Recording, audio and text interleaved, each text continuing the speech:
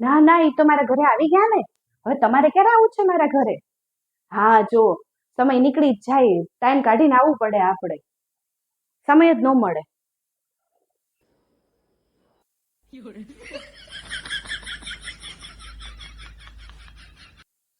હા, ના ના, એ તો એવું જ છે. જો સમય કાઢીને આવો ને તો જ નીકળી શકાય, નકર નીકળી જ ન શકાય.